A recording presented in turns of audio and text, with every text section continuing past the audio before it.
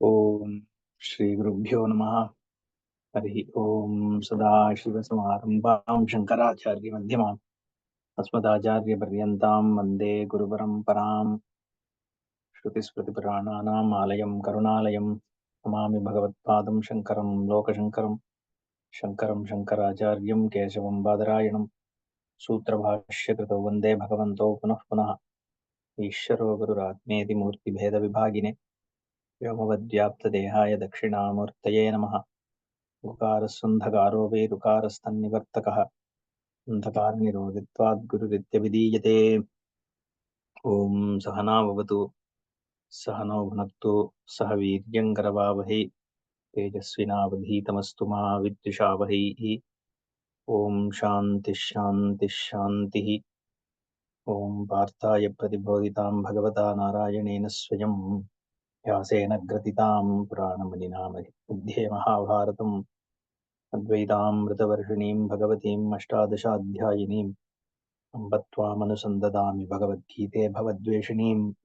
नमोऽस्तु ते व्यासविशालबुद्धे पुल्लारविन्दाय तवत्रणेत्र येन त्वया भारततैलपूर्णः प्रज्वालितो ज्ञानमयः प्रदीपः प्रपन्नपारिजाताय तोत्रवेत्रैकपाणये ज्ञानमुद्राय कृष्णाय गीतामृतदुहे नमः। सर्वोपनिषदो गावः दोग्धा गोपालनन्दनः पार्थो वत्सत्सुधीर्भोक्ता दुग्धं गीतामृतं महत्। वसुदेवसुतं देवं कंसचाणूरमर्दनं देवकी परमानन्दं कृष्णं वन्दे जगद्गुरुम्। ॐ अर्जुन उवाच प्रकृतिं पुरुषं चैव क्षेत्रं क्षेत्रज्ञ एव च एतद्वेदितुमिच्छामि ज्ञानं ज्ञेयं च केशव। श्रीभगवानुवाच इदं शरीरं कौन्तेय क्षेत्रमित्यभिधीयते एतद्यो वेत्ति तं प्राहुः क्षेत्रज्ञ इति तद्विदः। इदं शरीरं क्षेत्रम् इति अभिधीयते।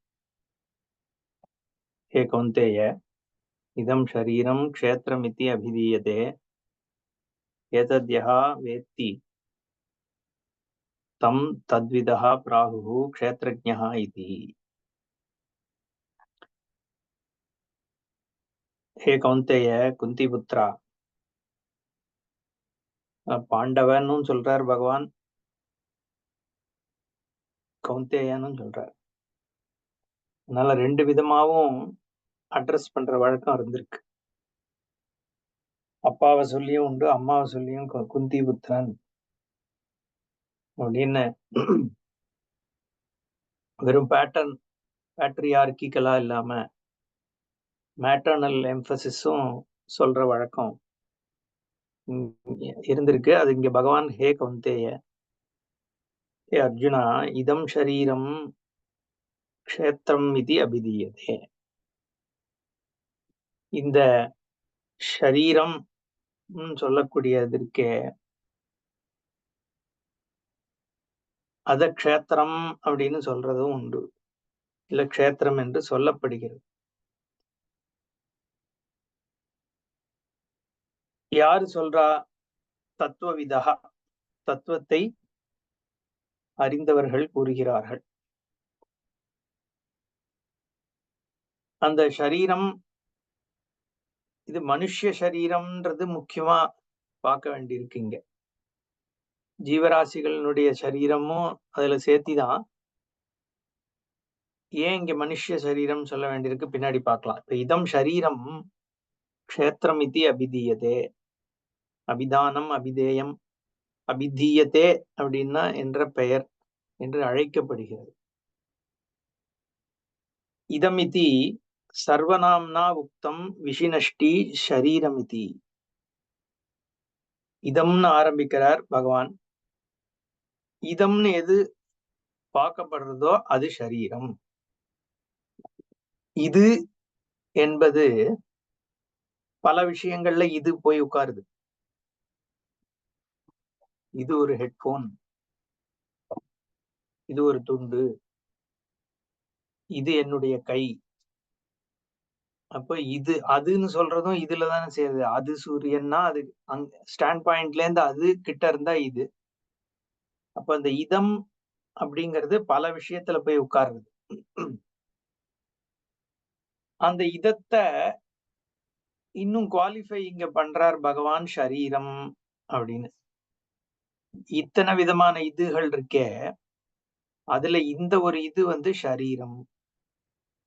அதனாலதான் பாஷ்யக்காரர் இதமிதி சர்வநாம்னா உக்தம்.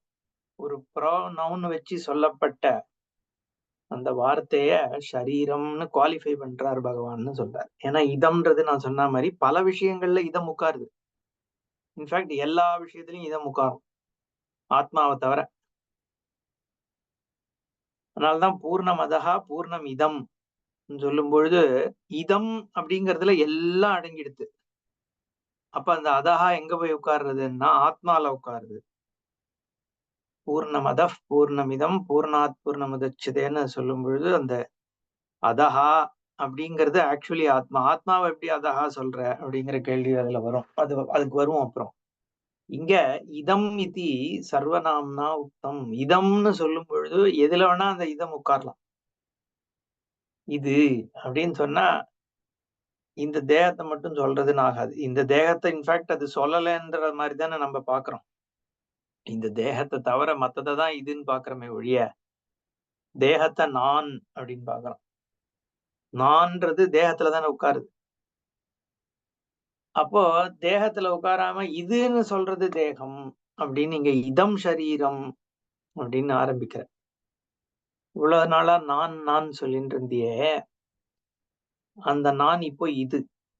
ஏன்னா இதுன்னு தெரியறது எனக்கு. இது இது என் கால், ஆப்ஜெக்டிவே பண்றேன். இது என் கால், இது என் கை, இது என் கழுத்து, என்ன எல்லாம் ஸ்டாண்ட் பாயிண்ட்ல இருந்து இது இதுன்னு பார்க்க முடியாது. அந்த இதுங்கிறது எமோஷன்ஸ், பிராணன் எல்லாத்துக்கும் இந்த இது போறது. கண்ணால பாக்குறது மட்டும் இல்ல. இப்ப இதுங்கிறத நம்ம கண்ணால பாக்குறதுக்கு மட்டும் கை கால்னு சொன்னோம். பட் அந்த இதுங்கிறது காதால கேட்கறதுக்கும் இது அப்ளை ஆகுது. இந்த சப்தம், இந்த சப்தம் எங்கேருந்து வருதுன்னு தெரியல அப்படின்னு சொல்றோம்னா என்ன அர்த்தம்? இதுன்னு தானே பாக்குறோம் இந்த சப்தத்தை. இந்த வாசனை எங்கேருந்து வருதுன்னு தெரியல. அப்ப அதுவும் இதுன்னு தான் தெரியறது. கண்ணுக்கு தெரிகின்ற பொருள்களும் இதுன்னு தெரியறது. கண்ணுக்கே தெரியாம வர சப்தமும் இதுன்னு தான் தெரியறது. கண்ணுக்கு தெரியாம வர்ற வாசனையும் இதுன்னு தான் தெரியறது. அப்போ அதெல்லாமும் இதம் சரீரத்துலதான் சேர்த்தி. சரீரம் சொல்ற இடத்துல அது நான்றதோட சேர்ந்துக்கிறது. ஏன்னா சரீரம் சொல்லும் பொழுது அது என்னுடைய சரீரம் அப்படிங்கிறதுனால சரீரத்துல இதுன்னு தெரியக்கூடிய நான்ல சேர்ந்து இருக்கிறது சரீரம்.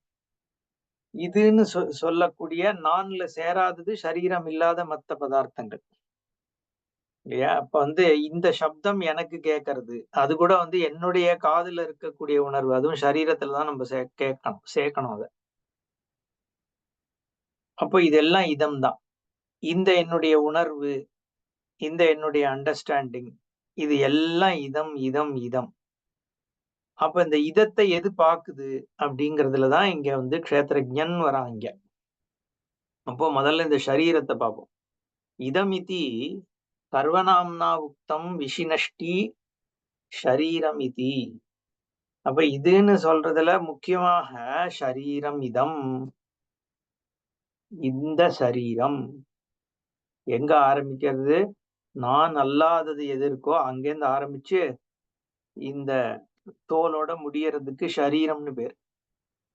ஹே கௌந்தேய க்ஷேத்திரம் க்ஷதத்ராணாத்து. 4 அர்த்தம் கொடுக்கிறாரு இங்க. க்ஷேத்திரம் தான் சம்ஸ்கிருதத்தோட ஒரு அழகு. க்ஷேத்திரம்னு அதுக்கு ஏண்டா பேர் அப்படின்னா அதுக்கு 4 அர்த்தம் கொடுக்கிறார் பகவான் பாஷ்யக்காரர். என்ன க்ஷதத்ராணாத்து க்ஷேத்திரம். க்ஷதி அப்படின்னா அழிவு, விழறது. கீழ்நிலை அடையாமல் உன்னை உத்தரணம் பண்ணின்னு இருக்கிற ஒரு கெப்பாசிட்டி எதுக்கு இருக்கு? இந்த க்ஷேத்திரத்துக்கு இருக்கு. ஏன்?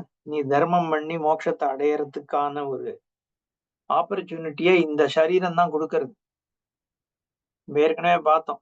ஷரீரம்ன்றது வந்து ஒரு ஃபீல்ட் ஆஃப் எக்ஸ்பீரியன்ஸ். எங்க தர்மாதர்ம நிமித்தமான ஒரு சம்சார நிலை இருக்கோ அதுக்கு தானே க்ஷேத்திரம்னு பேருன்னு பார்த்தோம். அப்போ என்னுடைய புண்ணிய பாப அனுபவம் இந்த சரீரம் சென்ட்ரிக்கா தான் எனக்கு ஏற்படுது. எனக்கு ஒரு துக்கம் ஏன் வருது? இந்த சரீர நிமித்தமா தான் துக்கம் வருது. சரீர நிமித்தம்னா வெறும் உடம்புல வர்ற வியாதிகள்னாலயோ இல்ல உடம்புல வந்து ஏதாவது அடிபட்டுக்கிறதுனால மட்டும் கிடையாது. இந்த சரீரத்தை பத்தி அவனா ஏதாவது சொன்னான் அப்படிங்கறதும் எனக்கு துக்கம். இந்த சரீரத்தை பத்தி யாராவது கமெண்ட் பண்ணா எல்லாமே சரீரம் பெர்ஸ்பெக்டிவ்ல தானே வருது. என்ன ஒருத்தன் சொல்றான்னா இந்த தேகம், இந்த புத்தி, இந்த மனசை தானே ஒருத்தன் காயப்படுத்துறான். அப்ப நான்ன்ற ஐடென்டிட்டி இந்த சரீரம் சென்டர்டாக இருக்கிறதுனால இந்த சரீர சம்பந்தமான விஷயங்கள் எனக்கு துக்கத்தையோ சுகத்தையோ ஏற்படுத்துறது. எப்படி ஏற்படுத்துறது? அதோட நான் அதை ஐடென்டிஃபை பண்ணிக்கிறதுனால எனக்கு அது ஏற்படுறது. அப்போ நான் ஏற்கனவே செய்திருக்கக்கூடியதாகிய புண்ணிய பாபா அனுபவம் இந்த க்ஷேத்திரம் சென்டர்டா தான் இருக்கு. அப்ப அதனால இதுலதான் நான் வந்து தர்மா தர்ம வியாபாரம் நடக்கிறது. தர்மா தர்மத்தினுடைய பல வியாபாரம் இங்கதான் நடக்கிறது. அதே சமயத்துல இந்த தர்மா தர்மத்துல ஈடுபடும் பொழுது தர்மா தர்ம அனுபவங்கள் ஏற்படும் பொழுது அங்க சாஸ்திர விசாரம் ஏற்பட்டு மோட்சம் அடையறதுக்கானதும் இந்த தேகத்துலதான் ஏற்படுறது. ஏன்னா புத்தி இங்கதான் கொடுக்கப்பட்டிருக்கு. என்னை பத்திய கன்க்ளூஷனும் இந்த தேகத்துலதான் பாசிபிள். ஞானம்னு ஒண்ணு ஏற்படணும்னா என்னை பத்திய ஒரு கன்க்ளூஷன் நான் பண்ண முடியணும். கன்க்ளூஷன் மட்டும் இல்ல, என்னை பற்றிய ஒரு ஒரு ஒரு விஷன் எனக்கு ஏற்படணும்னா விஷன் ஏற்படுறதுக்கு என்ன தேவை? புத்திங்கிற ஒரு கரணம் தேவை. அப்ப அந்த புத்திங்கிற கரணம் இந்த தேகத்துல தானே இருக்கு, மனுஷ தேகத்துலதான் இருக்கு. அப்போ அந்த புத்திங்கிற கரணம் இருக்கக்கூடிய மனுஷ தேகம் இருக்கும் பொழுதுதான் மோட்சம் கிடைச்சு நான் உத்தரணம் ஆக முடியும். இல்லைன்னா நான் அதோகதி தானே, ஏதோ கல்லு மண்ணு மாதிரி கடக்க போறேன். அதனால இந்த க்ஷேத்திரம்ன்ற பதத்துக்கு க்ஷதத்ராணாத் அப்படின்னு போடுறார் பாஷிகார். க்ஷதியிலிருந்து திராணம்னா காப்பாத்துறது. திரா இந்த காயத்ரிக்கே காயந்தம் திராயத்தே இத்தி காயத்ரின்னு ஒரு வியுற்பத்தி உண்டு. யார் இத பாடுறாளோ அவர்களை உத்தரணம் செய்வது அப்படின்னு. அந்த திராணம்னா காப்பாத்துறதுன்னு அர்த்தம். அப்போ க்ஷத திராணாத்து க்ஷேத்திரம். அதனாலையும் இந்த தேகத்திற்கு க்ஷேத்திரம்னு பெயர். நீ அதோகதி அடையாமல் உன்னை மோட்சத்துக்கு அடையக்கூடிய ஒரு தன்மையை ஏற்படுத்துறதுனால க்ஷதத்ராணாத் க்ஷேத்திரம். இது ஒரு ஒரு வியுற்பத்தி. அடுத்தது சொல்றார் க்ஷயாத்து. க்ஷதத்ராணாத்துன்னு சொல்லும் பொழுது ஆத்ம சம்பந்தத்துல இந்த தேகம் உனக்கு என்ன பண்ண போறது? மோட்சத்தை கொடுக்கக்கூடிய கெப்பாசிட்டி இருக்கு. தேகத்தினுடைய பெர்ஸ்பெக்டிவ்ல இருந்து பார்த்தா க்ஷயாத்து க்ஷேத்திரம், அழிவை தேடின்னு இருக்கக்கூடியது க்ஷேத்திரம். க்ஷயம் அடைகின்றது க்ஷேத்திரம். க்ஷயம் அடைவதனால் இதற்கு க்ஷேத்திரம் என்று பெயர் அப்படின்னு வியுற்பத்தி. க்ஷயாத் கொஞ்சம் கொஞ்சமா தேய்மானத்தை அடைஞ்சுன்னு இருக்கு. அஸ்தி ஜாயத்தே வர்த்ததே விபரிணமத்தே அபக்ஷியத்தே வினஷ்யத்தின்னு ஃபைனலி நாசத்தை நோக்கி தான் போயின்னு இருக்கு இந்த தேகம். என்ன ஆரம்பத்துல இருந்து கடைசி வரைக்கும் தேஞ்சிட்டே போகிறது. சுவாமிஜி சொல்வார் பர்த் டேட் டேஷ் டெத் டேட்னு. இந்த நடுவுல இருக்கிறது நமக்கு வேணா பல அனுபவமா இருக்கட்டும் இருக்கும். ஸ்கல்ப்சர் அந்த இதுல மார்ச்சுவரி இல்ல, அது பேர் என்ன, அந்த இது இருக்கே சமாதிலாம் இருக்குமே, அங்க போன கிரேவ்ல அதுல வந்து பர்த் டேட் டெத் டேட் போட்டு நடுவுல ஒரு டேஷ். அந்த டேஷ் தான் உன்னோட அனுபவம். அவனை பொறுத்த வரைக்கும் அந்த கல்வெட்டு பண்றவனுக்கு வந்து ரெண்டு தான் முக்கியம், எப்ப வந்த எப்ப போன. நடுவுல வந்து க்ஷீணம் அடைஞ்சுட்டே போயிடுறது அந்த உடம்பு. அப்போ எவ்ரி செகண்ட் சேஞ்ச் ஆயிட்டு இருக்கு. அதனால மாறுதலுக்கு உட்பட்டதுங்கிறதுனால க்ஷயாது க்ஷேத்திரம் அப்படின்னு தேகத்தினுடைய பெர்ஸ்பெக்டிவ்ல இருந்து அதை பார்க்கும் பொழுது இந்த வியுற்பத்தி. மூணாவது க்ஷரணாத் க்ஷேத்திரம். மாறுதல் நான் ஏற்கனவே சொன்னேனே, கொஞ்சம் கொஞ்சமா மாறிண்டே போகிறது, என்ன உடஞ்சுட்டே போகிறது, செல்ஸ் ரிஜுவினேட் ஆகிறது, நடந்துட்டே இருக்கு, மாற்றத்தோடு கூடியதுனால க்ஷரணாத் க்ஷேத்திரம். க்ஷயாத்தும் க்ஷேத்திரம், க்ஷரணாத் க்ஷேத்திரம். கடைசியில க்ஷேத்திரவத்து அப்படின்னு நாலாவது சொல்றார். க்ஷேத்திரவத் வா அஸ்மின்னு கர்மபல நிர்வத்தேகே. கர்ம பலன் எந்த இடத்துல அனுபவிக்கப்படுறதோ, அஸ்மின்னு இன் வாட், சப்தமி. ஏன்னா கர்ம பல அனுபவம் எப்படின்னா நம்ம ஏற்கனவே சொன்ன மாதிரிதான் வயல் மாதிரி. எந்த இடத்துல நீ போகத்தை போட்டு பலன் அனுபவிக்கிறியோ அதுக்கு க்ஷேத்திரம்னு பேர். ஏன்னா அங்கதான் பண்ண முடியும். ரோடு இருக்கு, அங்க போய் நான் விழ முடியாது. பக்கத்துல திடல் இருக்கு, வனம் இருக்குன்னா அங்க போய் விழ முடியாது. எங்க விழ முடியும்னா என்னுடைய க்ஷேத்திரத்துலதான் நான் விவசாயம் பண்ணலாம். அடுத்த க்ஷேத்திரமும் இருக்கு, ஆனா அது இன்னும் விவசாயம் பண்ணிட்டு இருக்கிற க்ஷேத்திரம். அதே மாதிரி மரம் இருக்கு, பக்கத்துல மலை இருக்கு, நதி இருக்கு, ரோடு இருக்கு, அங்கெல்லாம் போய் நான் உழுதுண்டு நான் விவசாயம் பண்ண முடியாது. என்ன புதுசா இருக்கு, அது எதுக்கு சொல்றேன், இப்ப இந்த தேகம் மாதிரி அடுத்தவன் தேகம் இருக்கு, அடுத்தவனுடைய தேகம் அவனுடைய க்ஷேத்திரம். அதை தவிர தேகத்தை தவிரையும் இதம்ல நிறைய இருக்கு, நம்ம பார்த்தோம். அதுவும் என்னோட க்ஷேத்திரம் கிடையாது இல்லையா. இந்த செவருங்கிறது என் க்ஷேத்திரம் கிடையாது. அங்க போய் என்னுடைய கர்மபல நிர்வத்தி இருக்காது. எப்படி ஒரு வயல்ல தான் நான் என்னுடைய வயல்ல தான் நான் விவசாயம் பண்ண முடியுமோ, பக்கத்துல வயல் இருந்தாலும் சரி, பக்கத்துல மற்ற விஷயங்கள் இருந்தாலும், அந்த மாதிரி இந்த தேகம்தான் என்னுடைய கர்ம அனுபவத்திற்கான ஒரு க்ஷேத்திரம். அதனால இது க்ஷேத்திரவத்து அப்படின்னு சொல்றார். க்ஷேத்திரமிதி அவனுடையங்கிறதுல அது எது அந்த அவன், அது க்ஷேத்திரஜன் வரும்போது பார்ப்போம். அவன் எப்படி அங்க சொல்றது, ஏன்னா அந்த தன்மை இருக்க ஐடென்டிட்டியும் க்ஷேத்திரத்துல சேருதா க்ஷேத்திரஜன்ல சேருதா அப்படிங்கிற கேள்வி இருக்கு. க்ஷேத்திரமிதி அபிதீயதே. ஏன்னா இதுல இந்த க்ஷேத்திரஜ விபாகத்துல எது க்ஷேத்திரம் எது க்ஷேத்திரஜன், அப்புறம் அந்த க்ஷேத்திரஜன் சொல்லும் பொழுது அந்த ஞன்ன்ற ஒண்ணு தொக்கி நிக்கிற, அது பார்ப்பவனுடைய சுரூபமா, அதுவும் பார்க்கின்ற தன்மை தானா, இந்த விசாரத்துல தான் முக்கியமா நம்ம போக வேண்டியிருக்கு. இதி சப்தா ஏவம் சப்த பதார்த்தகா க்ஷேத்திரம் இதி அபிதீயதே. க்ஷேத்திரம் இத்தியேவம் இல்ல க்ஷேத்திரம் ஏவம் அபிதி என்று சொல்லப்படுகிறதுன்னு அர்த்தம். அங்க இதிங்கிறது இதுவாக, பதார்த்தகா க்ஷேத்திரம் இதி ஏவம் அபிதீயதே கத்தியதே.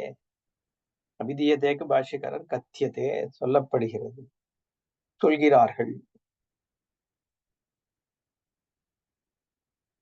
ஏதத் ஷரீரம் க்ஷேத்திரம் யஹா வேத்தி விஜானாதி ஆபாததலமஸ்தகம் ஞானேன விஷயீகரோதி ஸ்வாபாவிகேன ஔபதேசிகேன வா வேதனேன விஷயீகரோதி விபாகஷः தம் வேதிதாரம் பிராகுः கதயந்தி க்ஷேத்ரஜ்ஞः இதி. எதுப்பா க்ஷேத்ரஜ்ஞன்னு சொல்ற அப்படின்னா, பகவானுடைய இதை இங்க பாஷ்யக்காரர் சொல்றார். ஏதத் ஷரீரம் க்ஷேத்திரம் யஹா வேத்தி. இந்த க்ஷேத்திரத்தை யார் தெரிந்து கொள்கிறார்களோ, இந்த க்ஷேத்திரமானது மத்ததை தெரிஞ்சுக்கணும்னு எடுத்துக்கிறோம் இப்போ இல்லையா. க்ஷேத்திரத்தை தெரிஞ்சுக்கிறவன் தான் மத்ததையும் தெரிஞ்சுக்கிறான்னாலும், மத்தது தெரியறதுக்கு இந்த க்ஷேத்திரமே தான் தேவை. இந்த கண்ணு வழியாதான் வெளியில இருக்கிற மரம் தெரியறது, இந்த காது வழியாதான் வெளியில இருக்கிற சப்தம் எனக்கு கேட்கறது, இந்த மூக்கு வழியாக தான் ஒன்னத்தை நுகர முடியறது. இப்படி இந்த சரீரத்தினுடைய கரணங்கள் வழியாக சரீரத்திற்கு வெளியில இருக்கிறத நான் தெரிஞ்சுக்கிறேன்னாலும், இந்த சரீரத்தை எப்படி நான் தெரிஞ்சுக்கிறேன்? சில விஷயங்களை இதே கரணங்களாலே தெரிஞ்சுக்கிறேன். இப்ப இது என் கால் அப்படிங்கிறத நான் பார்க்க முடியறது. இந்த கை தட்டுறதுன்ற சப்தத்தை நான் கேட்கிறேன். அதுவும் எனக்கு வெளியில தான் இருக்கு. அந்த வெளியில இந்த தேகமும் வந்துடுறது. தேகத்துக்கு வெளியில என்னுடைய அப்படிங்கிறது வெளி பதார்த்தங்கள். என் பார்க்கிறவனுக்கு வெளியில், பார்க்கின்ற பொருளுக்கு வெளியில்ன்ற போது இந்த தேகமும் வெளியில தானே இருக்கு. அதனால தானே பார்க்க முடியாது. தேகமே நானாக இருந்தா எனக்கு எப்படி இந்த தேகம் இதுன்னு தெரிய முடியும்? அப்போ இதுன்னு எது பாக்குதோ அதுக்கு இது வெளியில தான் இருக்கு. இப்ப இந்த யஹா வேத்தி எது இந்த தேகத்தை பாக்குறதுங்கிறது இப்ப கண்ணு மூக்குனால பாக்குறது, கரணங்கள்னால பாக்குறது. கண்ணு மூக்கு காது மூடிண்டா கூட நான்றத உணர்ச்சியினால நான் இது அப்பயும் பாக்குறேன் என்னுடைய தேகம் அப்படிங்கறது எனக்கு ஃபீல் ஆகுது. அதனாலதான் இங்க பாஷ்யக்காரர் சொல்றார், யஹா வேத்தி விஜானாதி ஆபாத தல மஸ்தகம். இது தலை. நம்ம இந்த தியானம் பண்ணும் பொழுது கண்ணை மூடிட்டு விஷுவலைஸ் பண்ணு மெடிடேஷன்ல சொல்றது உண்டு. தலையிலேந்து கால் வரைக்கும் நிமிர்ந்து உட்காந்துக்கோ, கண்ணை மூடிக்கோ, தலை மேல உன்னுடைய கான்சியன்ஸ் எடுத்துன்னு போ, focus on your head, focus on your four head எல்லாம் சொல்ற மொழி. அதனாலதான் இங்க அதை யூஸ் பண்றார் பாஷ்யக்கார். ஆபாத தல மஸ்தகம் ஞானேன விஷயீகரோதி சுவாபாவிகேன ஔபதேசிகேனவா. ஔபதேசிகேனா இன்ஸ்ட்ரக்ஷன்ஸ் கொடுத்து. இதுல உபதேசம்னு ஒண்ணும் கிடையாது. ஔபதேசிகம்னா ஜஸ்ட் கண்ண முடின்னு ஒன்னு இப்படி பார், இது இருக்கு பார், நீ உன்னோட வயிறு ஃபீல் ஆறுதா, உன் கழுத்து ஃபீல் ஆறுதான்னு சொல்ற மாதிரி. அந்த மாதிரி பண்ணும் பொழுது உன்னுடைய பாடியே உனக்கு தெரியறது. எப்படி தெரியறது? இதம்னு தானே தெரியறது இல்லையா? இது கண்ணு மூடின்ட்டேன், காது சப்தம் எல்லாம் அடங்கி விடுத்து, பட் இதுதான் என் வயறுன்னு எனக்கு தெரியறது. ஏதோ ஒரு உணர்ச்சியாக எனக்கு தெரியறது. இந்த உணர்ச்சி யாருக்கு தெரியறது? அப்போ என்ன சொல்ல வர்றார், இந்த எதெல்லாம் தெரியப்படுகிறதோ அதெல்லாம் விட்டுட்டு என்ன மீதி இருக்கோ, உன்னுடைய உடம்பு எதுக்கு தெரியாதோ அப்ப தெரிகின்ற விஷயங்களை விட்டுட்டு தெரிந்து கொள்வதாக ஏதோ ஒண்ணு தெரிஞ்சுக்கிறதே, அந்த யார் தெரிஞ்சுக்கிறானோ யஹா வேத்தி. இதெல்லாம் க்ஷேத்திரம். எது க்ஷேத்திரம்? நம்ம பாக்குறது, நுகர்றது, நம்ம உணர்கிறது, உணர்கிறேன்ற அந்த எண்ணம் கூட க்ஷேத்திரம் தான். விஜானாதி ஆபாததல மஸ்தகம் ஞானேன விஷயீகரோதி சுவாபாவிகேன ஔபதேசிகேன வா வேதனேன விஷயீகரோதி. விஷயீகரோதினா ஆப்ஜெக்டிஃபை பண்றதுன்னு அர்த்தம். இதுன்னு என்ன ஆப்ஜெக்டிஃபை பண்றதும் விபாகஷா தம் வேதிதாரம் பிராகு கதையந்தி க்ஷேத்ரஜ்ஞா. இது இப்போ இதுதான் க்ஷேத்ரஜன், இது க்ஷேத்திரம். ரெண்டா பிரிச்சுட்டோம் இப்போ. ஓகேயா? இதுதான் எனக்கு தெரியுமே, இப்ப இதுல என்ன புதுசா இருக்குன்ற கேள்வி வருது. இதி சப்தா ஏவம் சப்த பதார்த்தகா ஏவம் பூர்வவத்து க்ஷேத்ரஜ்ஞா இதி ஏவம் ஆகு. இங்கேயும் க்ஷேத்திரம் இதி க்ஷேத்ரஜ்ஞ இத்தின்னு இங்கேயும் இத்திங்கிறது ஏவம் தான் இங்கேயும் அர்த்தம் அப்படின்னு இங்க பாஷ்யக்காரர். என்ன ரெண்டு இடத்துல இத்தி, க்ஷேத்திரமித்யபிதீயத்தே க்ஷேத்ரஜ்ஞ இதி தத்விதஹான்னு சொல்றதுனால இந்த இத்தியும் ஏவம் சப்தம் தான் பாஷ்யக்காரர் வியாக்கியானம். கே தத்விதஹா தௌ க்ஷேத்திர க்ஷேத்ரஜ்ஞௌ ஏ விதந்தி தே தத்விதஹா. யாரு சொல்றா? கே யாரு சொல்றா? ஆகுஹு அப்படின்னா யாரு சொல்றான்னா தத்விதஹா. தத்விதஹானா எதை தெரிந்தவன்? தௌ க்ஷேத்திர க்ஷேத்ரஜ்ஞௌ ஏ விதந்தி. இது யார் இத க்ஷேத்திரம்னோ இத க்ஷேத்ரஜ்ஞனோ டிஃபைன் பண்றான்னு கேட்டா, ரெண்டுத்த பத்திய ஞானம் உடையவர்கள் கூறுகிறார்கள். அது யார் ரெண்டுத்த பத்திய ஞானம்? அவனும் ஒரு க்ஷேத்ரஜ்ஞனா இருக்கணும், ஏதோ ஒன்னாதானே இருக்கணும். அதனால அடுத்ததுல இது பகவான் இன்னும் விஸ்தாரம் பண்றார். ஏவம் க்ஷேத்திர க்ஷேத்ரஜ்ஞௌ உக்தௌ கிம் ஏதாவன் மாத்திரேன ஞானேன ஞாதவ்யௌ இதி. இவ்வளவுதானா இத பத்திய ஞானம்? வெறும் சோல் அண்ட் பாடி அப்படிங்கிறதா இது பிரியறதா? ஏன்னா தெரிந்து கொள்கின்றவன் தெரிந்து கொள்கின்றது, தெரிந்து படுகின்ற வஸ்துல உடம்பு வருது, ரைட்டு, புரிஞ்சுடுத்து, இவ்வளவுதானா? இதுல என்ன இருக்கு பெருசாங்கிற கேள்வி இருக்கிறதுனால க்ஷேத்திர க்ஷேத்ரஜ்ஞௌ ஏவம் உக்தவு க்ஷேத்ரஜ்ஞௌ உக்தௌ கிம் ஏதாவன் மாத்திரேன ஞானேன ஞாத்தவ்யம், இவ்வளவுதானான்னு கேட்டதுக்கு பகவான் அடுத்து சொல்றார், க்ஷேத்ரஜ்ஞம் சாபி மாம் வித்தி சர்வக்ஷேத்ரேஷு பாரத க்ஷேத்ர க்ஷேத்ரஜ்ஞயோர் ஞானம் எத்த ஞானம் மதம் மம.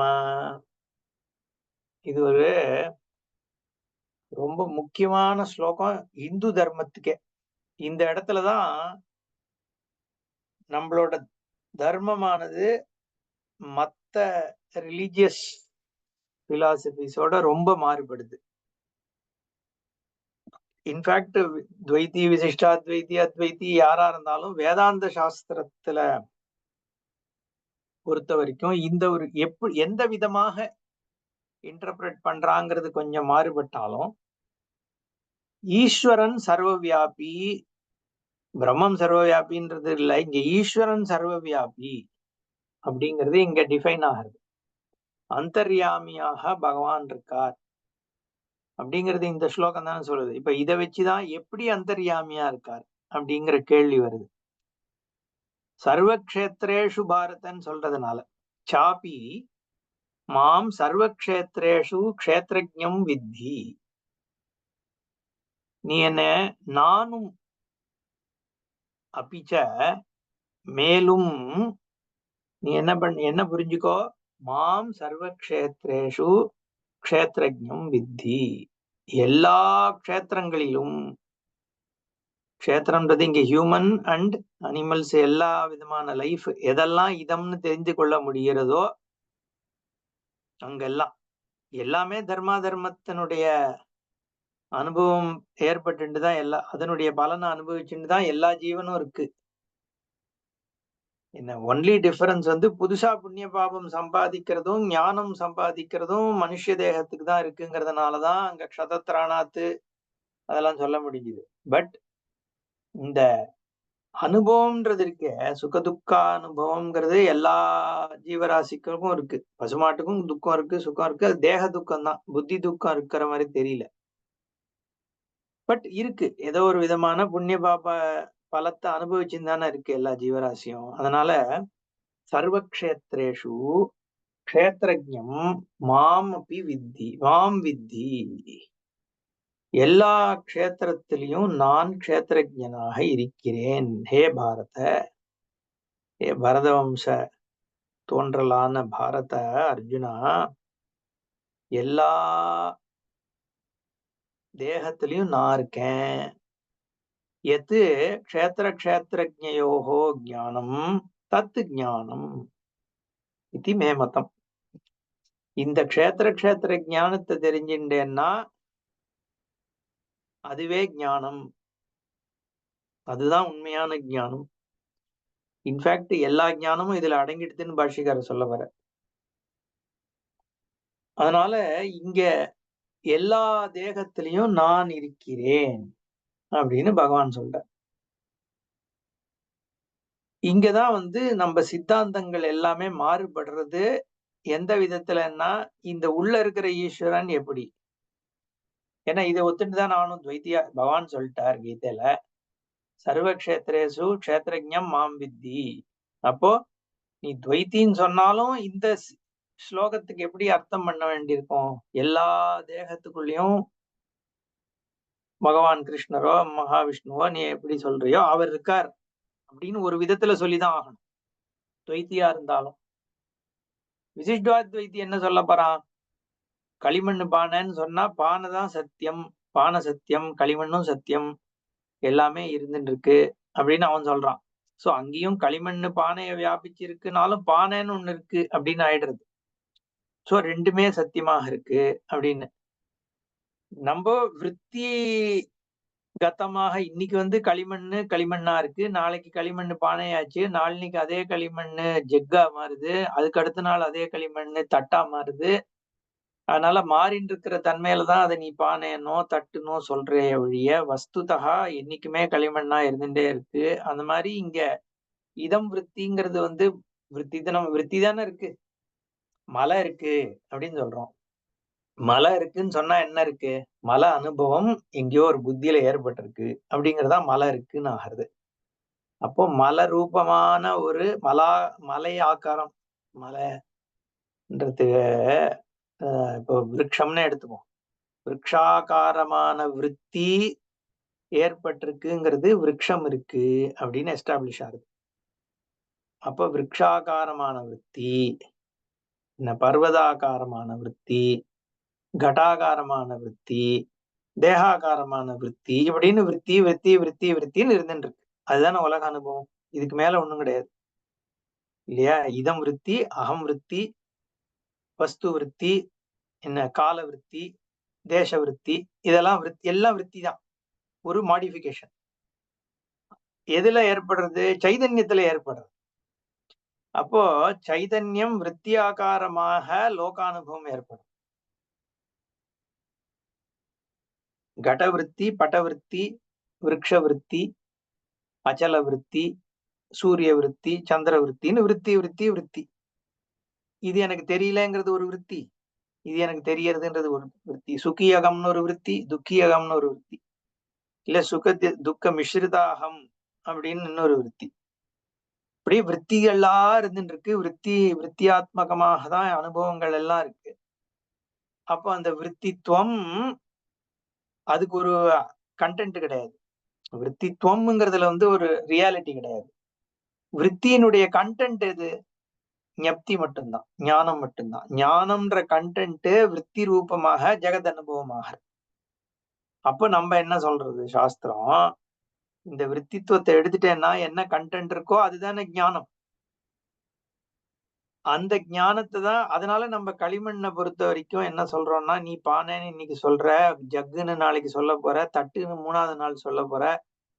ஆனா இருக்கிறது என்னவோ என்னை பொறுத்த வரைக்கும் களிமண் ஒண்ணுதான்ப்பா. அதனால அதுதான் சத்தியம். நீ அதை தட்டுன்னு சொல்லும் போதும் நான் அங்க அதுல களிமண்ணை தான் பாக்குறேன். நீ அதை ஜார்ன்னு சொல்லும் பொழுதும் நான் அங்க களிமண்ணை தான் பாக்குறேன்.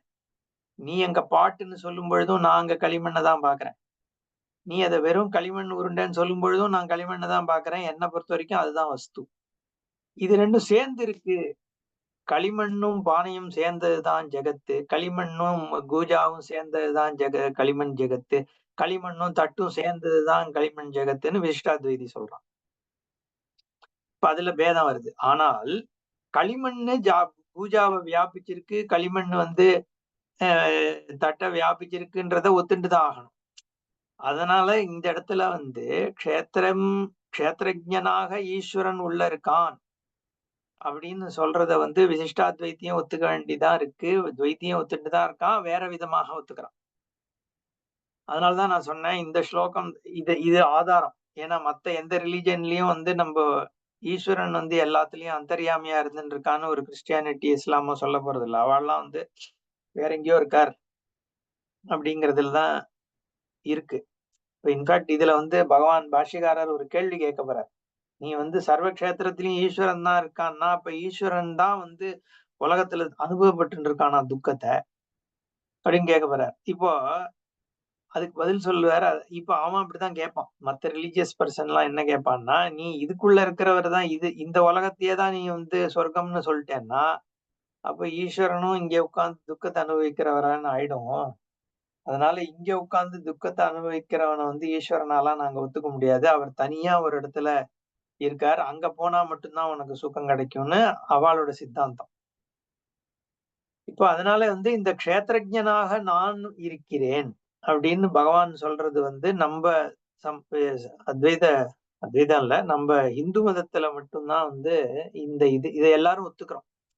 எப்படி அந்தர்யாமியா இருக்காருன்றதுல வேணா பேதம் இருக்கே ஒழிய பகவான் இங்க இருக்கார் அப்படிங்கிறது. மோட்சம் வேணா வைகுண்டத்துக்கு போறதா இருக்கலாம், பட் இந்த ஸ்லோகத்தை ஒத்துட்டுதான் பகவான் சொல்லியிருக்காருன்ற பொழுது அப்ப எப்படி இருக்கார் இல்ல நீ ஃபிகரேட்டிவா அப்புறம் சொல்லணும்.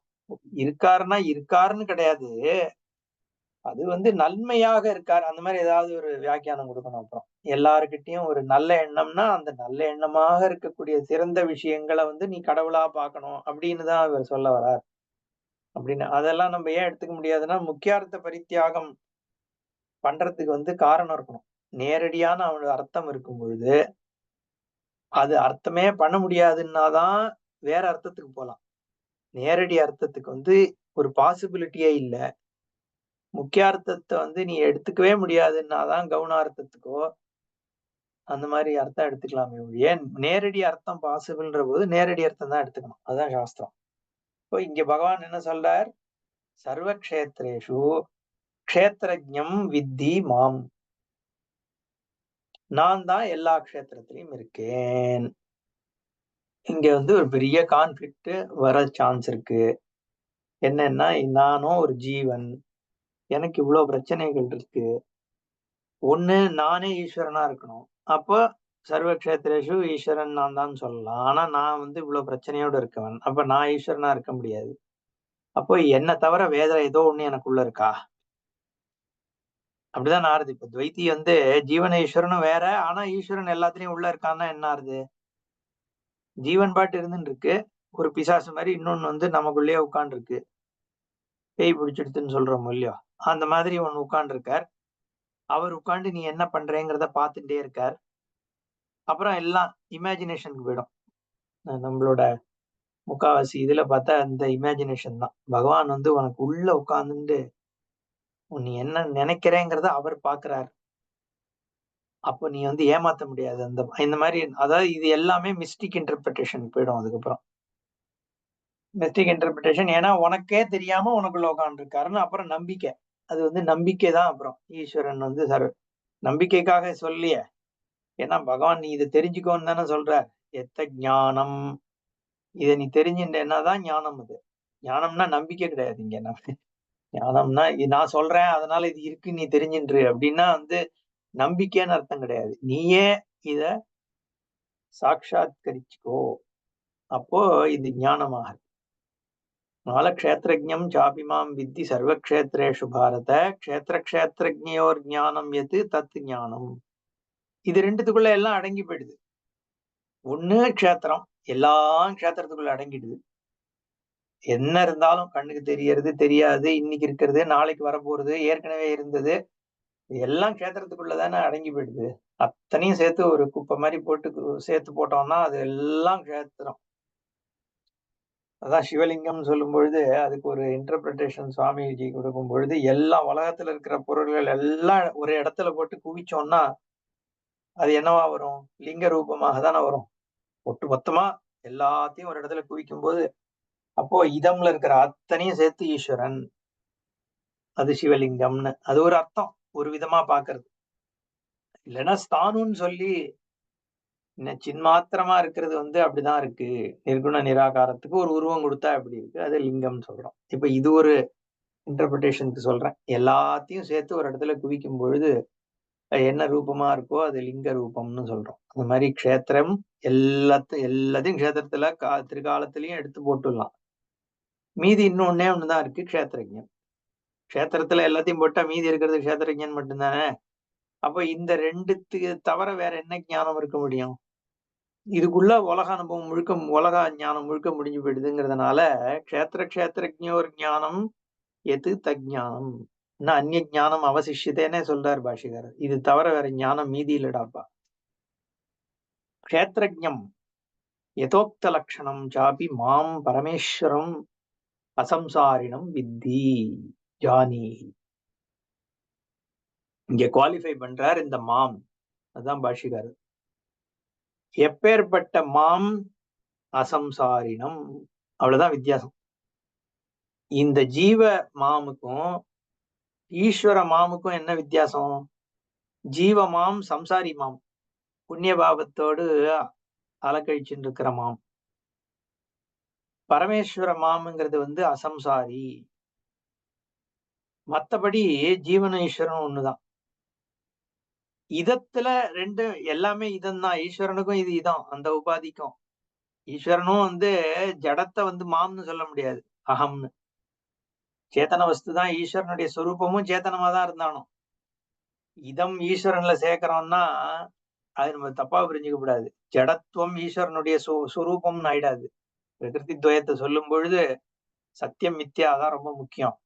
இல்லைன்னா ஜீவன் மட்டும் ஞப்தியோட இருக்கிற ஜீவன், ஈஸ்வரன் இப்ப விசிஷ்டாத்வைதி என்ன சொல்றான்னா ஈஸ்வரனுக்கு ஜடத்துவமும் இருக்கு சேதனத்துவமும் இருக்கு. ரெண்டும் சேர்ந்ததுதான் ஸ்ரீமன் நாராயணன் சொல்றானோ இல்லையோ, விசேஷண விசிஷ்டம். அப்போ ஜடத்துவத்தோட சேர்ந்து இருக்கு. அதான் ஒரு இடத்துல வெள்ளம் கொண்டாத கேள்வி கேட்கிற, ஜீவன் சேதன மாத்திரம்னு சொல்றியே, அப்ப ஈஸ்வரன் சித்தும் ஜடமும் சேர்ந்து இருக்குன்னு சொல்லிடுற. அப்போ ஈஸ்வரன் ஜீவனோட பெருசா சின்னதான்னு கேட்கிறார் அவர். ஜீவனே பரவாயில்ல போல இருக்கே, ஜடத்துவ இது இல்லாம இருக்கு. ஈஸ்வரனுக்கு ஜீவத்து சேதனத்துவமும் இருக்கு, ஜடத்துவமும் சேர்ந்து இருக்கு. அப்ப ஜடத்துவம்ங்கிறது சேதனத்தோட கம்மி தானே. அப்ப எப்படி நீ ஈஸ்வரன் ஜீவனோட பெருசுன்னு சொல்றன்ற ஒரு கேள்வி ஒரு இடத்துல படிச்சிருக்கேன். எதுக்கு சொல்றேன், ஈஸ்வரனுக்கும் சொரூபம்னு பார்த்தேன்னா சேதனத்துவம் தான். எங்க நான் அப்படின்னு ஒண்ணு சொல்லணும்னா அது எங்க போய் நிக்கும்? சைதன்யத்துலதான் நிக்கணும். ஒரு ஜட பொருள் நான் சொல்லிட முடியாது இல்லையோ. நான் சோ அண்ட் சோ அப்படின்னு நான் சொல்றேன்னாலும் அந்த நானுங்கிறது ஒரு சேதனத்துலதான் நிக்குது. நான் தான் பரமேஸ்வரன், நான் தான் நாராயணன் பகவான் சொன்னாருனாலும் அந்த நானும் அங்கதான் நின்னானும். அப்போ இதம்ல இருக்கிற ஜடத்தை நீ ஈஸ்வரன் சொல்ல போறது இல்ல. ரெண்டுமே சேத்தன வஸ்து தான். சேத்தனம்னு சொல்லும் பொழுது அங்க என்ன நீ குணபேதம் சொல்ல முடியும்? ஒரே ஞப்தி தான் இருக்க போறது. அப்போ என்ன வித்தியாசம்னா, இவன் சம்சாரி, அவர் அசம்சாரின்னு போடுறார் பாஷ்யக்காரர். பரமேஸ்வரம் அசம்சாரினம். ஏன்? தர்மா தர்மத்துக்கு அடிப்பணியறவர் இல்ல ஈஸ்வரன். அப்போ அந்த உபாதி பேதம் மட்டும்தான். ஈஸ்வர உபாதி என்ன? சர்வஜத்துவ உபாதி. ஒரே டயத்துல சர்வத்தையும் தெரிந்து கொள்ளக்கூடிய ஒரு உபாதி ஈஸ்வர உபாதி. ஒண்ணு ஒண்ணா தெரிஞ்சுக்க போறது இல்ல. ஈஸ்வரனும் நம்மள மாதிரி ஒண்ணு ஒண்ணா ரியாக்டிவா தெரிஞ்சுக்கணும்னா எப்படி ஈஸ்வரன் ஆக முடியும்? ஒண்ணு பார்த்தோம், அது மரம் ஏற்கனவே விழுந்தெடுத்து விழற மரத்தை நான் பாக்குறேன் அப்படின்னா நான் ஜீவன். மரம் விழற ஞானம், விழுக போகிறதுன்ற ஞானம், விழுந்துட்டு இருக்கின்ற ஞானம், மரம்னு ஒண்ணு இருக்குன்றது எல்லாமே ஞானமா இருந்தா அது ஈஸ்வர உபாதி. ஈஸ்வர ஞானம் தான் மரமே. ஈஸ்வர ஞானம் தான் மரம் விழறதுங்கிறதே. ஈஸ்வர ஞானம் தான் விழுந்தெடுத்துங்கிறதும் இல்லையா? ஏன்? ஈஸ்வர ஞான ரூபம் தான் சிருஷ்டியே. ஞானாத்மகம் தான் இந்த சிருஷ்டி.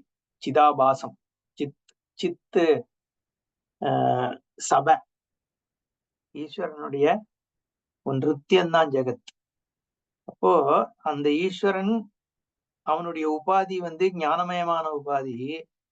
ஈஸ்வரனுடைய சொரூபம் என்ன? சின்மாத்திரம் தான் சொரூபம். ஜீவனுடைய சொரூபம் என்ன? சின்மாத்திரம் தான் சொரூபம். அப்போ ஜீவேஸ்வரனுக்கு சொரூபத்தகா பேதம் சொல்ல முடியாது. அப்ப சம்சாரித்துவம் அசம்சாரித்துவம் எதுல பேதம்? உபாதியில பேதம். இங்க ஜீவத்துவ உபாதி, அது ஈஸ்வர உபாதி. ஈஸ்வர உபாதியில சம்சாரித்துவம் இல்லை. லிமிட்லெஸ்ஸும் அசம்சாரி. அதனாலதான் ஈஸ்வரனை சொல்லும் போது ரெண்டும் சேர்ந்தது. எது ரெண்டும் சேர்ந்தது? க்ஷேத்திர க்ஷேத்திரஜத்துவம் ரெண்டும் சேர்ந்தவன் ஈஸ்வரன். பிரகிருதி துவயம்னு சொல்றாரு இல்லையோ 7ஆம் அத்தியாயத்துல. அஷ்டதா பின்னா பிரகிருதி, இதுக்கு பரப்பிரகிருத்தின்னு ஒரு பிரகிருதி, அபரா பிரகிருதி அஷ்டதா பின்னா 8ஆ பிரிஞ்சிருக்கு அபர பிரகிருதி. இந்த ரெண்டு பிரகிருதியும் சேர்ந்தது ஈஸ்வரனுடைய சொரூபம். அந்த சொரூப நிர்தாரணம் தான் 13ஆவது அத்தியாயம்னு ஆரம்பிச்சார் பாஷ்யக்காரர். இந்த சுரூபம், ஈஸ்வர சுரூபம் எப்படிப்பட்டதுங்கிறத நிர்தாரணம் பண்றதுக்கான ஒரு அத்தியாயமாக க்ஷேத்ராத்தியாயா ஆரம்பிக்கிறது. அப்ப இதுல எது ஈஸ்வரன் யாரு? அசம்சாரினம் பரமேஸ்வரம் வித்தி. இந்த சுரூபமானது இப்படி இருக்குன்னு புரிஞ்சுக்கோ. க்ஷேத்திரஜன், அதுதான் க்ஷேத்திரஜன். அந்த ஜீவனுக்கும் ஈஸ்வரனுக்கும் ஒரே க்ஷேத்திரஜன் தான். சம்சாரியாக இருக்கிற க்ஷேத்திரஜன் நான் அப்படிங்கிற ஒரு வியக்தியாக தன்னை பார்த்துட்டு இதோட ஐடென்டிஃபை பண்ணிக்கிறான். அதனால புண்ணிய பாபத்தை அனுபவிக்கிறான், புண்ணிய பாபத்தை ஏற்படுத்திக்கிறான், புண்ணிய பாப அனுபவத்தை அனுபவிச்சுக்கிறான். நான்ற ஒரு இண்டிவிஜுவாலிட்டி சென்ட்ரிக்காக இருக்கிறவன் க்ஷேத்திரஜன். அதே க்ஷேத்திரஜன் அந்த இண்டிவிஜுவாலிட்டி தர்மா தர்ம சம்சாரத்துல மாட்டிக்காம சுரூபமாக பார்க்கும் பொழுது ஈஸ்வரன். ஒரே களிமண் பானைதான். சுரூபமா பார்க்கும்போது களிமண்ணு, இதுவா பார்க்கும்போது பானை இல்லையா? அதேதானே ஈஸ்வரனுக்கும் ஜீவனுக்கும் இருக்கிற பேதம். அப்போ அசம்சாரின்னு அங்க சுரூபத்தை பார்க்கும் பொழுது அந்த க்ஷேத்திரஜனே ஈஸ்வரன் ஆயிட்டான். சம்சாரியாக அந்த க்ஷேத்திரஜன் பார்க்கப்படும் பொழுது அவன் ஜீவனாக. அங்கதான் ரெண்டும் அதே. அப்போ அந்த துரியாவஸ்தையை சொல்லுதே மாண்டூக்கியம், அதேதான். அங்க பெரிய டிஸ்கஷன் மாண்டூக்கியத்துல போகும். என்னன்னா சுஷுப்தியில இருக்கிறவனுக்கும் துரியத்துக்கும் என்ன வித்தியாசம்? சுஷுப்தியில ஒருத்தன் தூங்கின்னு இருக்கானோ, அவனுக்கு குணம் தெரியல, உலக அனுபவம் இல்ல. அவனுக்கும் நீ சொல்ற துரியத்துக்கும் என்ன வித்தியாசம்ன்ற ஒரு கேள்வி விசாரம் போகும். அதே மாதிரி இங்க இதே க்ஷேத்திரஜன் தானே. ஒரே க்ஷேத்திரஜனை நீ ஜீவன்னு சொல்ற, அதே க்ஷேத்திரஜனை ஈஸ்வரன்னு சொல்றியே. அது எப்படி பாசிபிள்ன்றதை நம்ம பார்க்க வேண்டியிருக்கு. அததான் முதல்ல ஒரே லைன்ல இன்ட்ரடியூஸ் பண்ணிடுறார் பகவான். பரமேஸ்வரன் நான் அதே க்ஷேத்திரஜன் தான் பரமேஸ்வரன் அசம்சாரிங்கிறதுனால. அப்ப சம்சாரித்துவம் அது அந்த சொரூபமா இல்ல அதை இதத்துல சேர்ப்பியா? இதத்துல அதை சேர்த்தேன்னா மீதி இருக்கிறது இதத்தோட வேறையா? இந்த விசாரத்துலதான் ஈஸ்வர சித்தி ஏற்படுது. அதனால பரமேஸ்வரம் அசம்சாரினம் வித்தி ஜானிஹி சர்வக்ஷேத்ரேஷு. இப்படி புரிஞ்சுட்டா மட்டும்தான் இந்த இந்த மாதிரி பகவத்கீதா வாக்கியங்களை புரிஞ்சுக்கவே முடியும். இல்லைன்னா கற்பனையில போக வேண்டிதான். ஏன்னா க்ஷேத்திரஜம் சாப்பி மாம் வித்தி, என்னையும் க்ஷேத்திரஜனாக பார் அப்படின்னு சொன்னா சர்வக்ஷேத்ரேஷு. அப்ப என்னாச்சு? இங்க ஒரு ஜீவன், இதை தவிர அத்தனை ஜீவன் மனுஷன் சரீரத்துக்குள்ள இன்னொரு ஒரு ஈஸ்வரன் உட்கார்ந்துருக்கார். அவர் இதை பார்த்துட்டு இருக்கார் பின்னாடில இருந்துன்னா எடுத்துக்கணும். அப்ப கற்பனை தான், என்ன அர்த்தம் வராது, நம்பிக்கைக்கு தான் போயாங்க. அப்ப இதை எப்படி புரிஞ்சிக்க முடியும்? பாஷ்யக்காரர் இதுக்கு கொடுக்கறது மட்டும், ஏன்னா இது வெறும் இந்த ஒரு ஸ்லோகம் மட்டும் கிடையாது. இது எல்லாமே ஸ்ருதி வாக்கிய பிரமாணத்தோட தான் இங்க சொல்லப்படுறது. அப்ப இங்க இதுக்கு அர்த்தம் எங்க போகணும்னா ஸ்ருதிக்கு போகணும். எப்பவுமே ஸ்ருதி தான் பலியசி. ரகுவம்சத்துல காளிதாசன் இதை சொல்றான். ஏதோ இதுல சொல்லியிருப்பேன்னு நினைக்கிறேன். நந்தினிங்கிற பசுவை தொடர்ந்து கௌதமன் போகும்போது எப்படி போனான்னா, அதை போய் புடிச்சுட்டு வான்னு சொல்லி அனுப்புறார். அது எங்கெல்லாம் போறதோ போய் பார்த்துட்டு வான்னு குரு. இவன் போகும்போது அது போற இடம்லாம் ஒரு இடம் விடாம அப்படியே ஃபாலோ பண்ணிட்டு போனாங்கிறதுக்கு ஓமை எழுதுறான் காளிதாசன். ஸ்மிருதி கிரந்தங்கள் எப்படி ஸ்ருதிய ஃபாலோ பண்ணிட்டு போறதோ அந்த மாதிரி இவன் ஃபாலோ பண்ணிட்டு போனான் அப்படின்னு. அந்த மாதிரி ஸ்ருதி வாக்கியங்களை அனுசரிச்சு போகிறது தான் ஸ்மிருதி கிரந்தங்கள். அதுவும் மகாபாரதம் மாதிரி இதெல்லாம் அப்படியே சில கொட்டேஷன் கொண்டு வர்றார் வியாசர். அதனால இந்த ஒரு சென்டென்ஸை புரிஞ்சுக்கணும்னா ஸ்ருதி என்ன சொல்லுது அப்படிங்கிறது. அதனாலதான் பாஷிக்காரர் இங்க பின்னாடி அதை நிறைய கோட் பண்ண போற. அதனால இவாள்லாம் இந்த பாகவதத்தை எடுத்து வச்சுன்னு பேசுறது என்ன, வெறும்னா பகவத்கீதையை தனியா. இன்னைக்கு ஒரு இது கேட்டுட்டு இருந்தேன், இஸ்கான்ல சொல்றான் ஆனந்தமயோ அபியாசாத் அப்படின்னு ஒரு பிரம்மசூத்திரம் இருக்கு. அதை இவன் எடுத்து என்னமோ என்ன கோகுல்தாஸ் மகாராஜ் அப்படின்னு யாரோ ஒருத்தர் இதுக்கு சங்கரர் சொதப்பிட்டார். ஆனந்தமயஹான்றத அவருக்கு அதுல அத்வைத்தம் சொல்ல முடியல. ஏன்னா ஆனந்தமயம்னு சொல்ற போது அங்க ஆனந்த ஆனந்தம்னாலே சந்தோஷம், எக்ஸைட்மெண்ட், அந்த மாதிரி ஒரு இது. அப்போ கிருஷ்ணர்கிட்ட தான் அது இருக்க முடியும். அதனால ஆனந்தமயம்னு சொல்றதுக்கு அத்வைத்தம் அங்க ஃபிட் ஆல. அதனால ஆனந்தமயம்னா மயம்னு சொல்ல வேண்டியதில்லை, ஆனந்தம் மட்டும்தான் சொல்லணும்னு சொல்லி ஏமாத்திட்டார். இப்படி எல்லாம் பேசுறான். அதுக்கு என்ன காரணம்? அவன் வெறும்னா முதல்ல அந்த ஆனந்தமய அபியாசத்துன்னு வெறும் ஒரு சென்டென்ஸ் எடுத்து வச்சுட்டு மயம்ன்ற வார்த்தைக்கு இவன் ஒரு அர்த்தத்தை கொடுத்து பேசின்னு போயிட்டு இருக்கான். இந்த மாதிரி சூத்திரங்கள் பிரம்மசூத்திரங்கிறதே என்ன, உபனிஷத் வாக்கியங்களினுடைய சாரத்தை சூத்திர ரூபமாக எழுதியிருக்கிற ஒரு நியாய கிரந்தம் தான், மீமாம்சா கிரந்தம். அப்போ ஆனந்தமய அபியாசாத்துங்கிறதுக்கு சோர்ஸ் எதுன்னா நம்ம ஆனந்த இதுல தைத்திரிய உபனிஷத்துல இருக்கக்கூடிய ஆனந்த மீமாம்சா, அப்புறம் நம்ம பஞ்சகோஷ விவேகம், இதுல எல்லாம் தான் ஆனந்தமயம் பேசப்படுறது. அதனால பாஷ்யக்காரர் அந்த ஆனந்தமய அபியாசத்துல ஆனந்த விசாரம் எப்படி ஏற்படுறது, அப்ப சொரூபானந்தம் பிரம்மமாக தான் இருக்க முடியும், பிரம்மயோ புச்சம் பிரதிஷ்டா, சாஸ்திர யோனித்துவத்துல இருந்து ஆரம்பிச்சு சொல்லிட்டு வர்றார். இப்ப இவன் என்ன பண்றான், இதுல எதுக்காக நான் சொல்ல வந்தேன், ஒரு ஸ்மிருதி கிரந்தத்தையோ நியாய கிரந்தத்தையோ அர்த்தம் எடுக்கணும்னா மூல வாக்கியமாக இருக்கக்கூடிய ஸ்ருதி வாக்கியத்தை எடுத்து எந்த வாக்கியத்தினால இது சொல்லப்படுறது, அந்த வாக்கியம் எந்த கான்டெக்ட்ல அந்த உபனிஷத்துல வந்திருக்கு, அது சொல்ல வர பர்போர்ட் என்ன மெயின் கிரந்தத்துல, இப்படிதான் அனலைஸ் பண்ணும். இதுதான் ஒரு பிரக்கிரிய. சாஸ்திரத்துக்கு எப்படி அர்த்தம் பண்ணிக்கணும்னு எப்பவுமே மூல கிரந்தம் ஸ்ருதி வாக்கியம் தான் பிரமாணம். ஸ்ருதி வாக்கியத்தை அனுசரிச்சுதான் ஸ்மிருதி நியாய கிரந்தங்கள். ஸ்மிருதி நியாய கிரந்தங்கள்ல சொல்லப்பட்ட விஷயத்த கதாரூபமா சொல்றதுதான் புராணங்கள், பாகவதம்லாம். நீ தலைகீழ போயிட்டு பாகவதத்தை நான் முதல்ல வச்சுப்பேன். அப்போ பிரம்மம் எப்படி நிர்குணமாக இருக்க முடியும்? சங்கரர் பிரம்மத்தை நிர்குணம்னு சொன்னார். பிரம்மம்ன்றதுதான் ஜெகத் சிருஷ்டி பண்ணித்தனா, அது எப்படி நிர்குணமா இருக்க முடியும்? என்ன அவன் ஈஸ்வரன பிரம்மம், சகுண பிரம்மத்தையே நிர்குண பிரம்மம்னு எடுத்துட்டு நிர்குண பிரம்மத்தினுடைய குணம் சகுனத்துல ஃபிட் ஆகாதுன்னு பேசிட்டு, அதாவது என்ன சொல்றோன்றதுலயே முதல்ல புரிஞ்சுக்கிறது இல்ல. அந்த சித்தாந்தத்தை நம்ம டிஸ்பியூட் பண்ணணும்னா முதல்ல அவ என்ன சொல்ல வராங்கிறத புரிஞ்சுக்கணும். அந்த ஒரு ஞானத்தை எடுத்து கிடைக்கணும்ன்ற புரிஞ்சுக்கணுங்கிற அவசியமே இல்லாம தானா இந்தியா பேசின்னு போனா இப்படிதான்.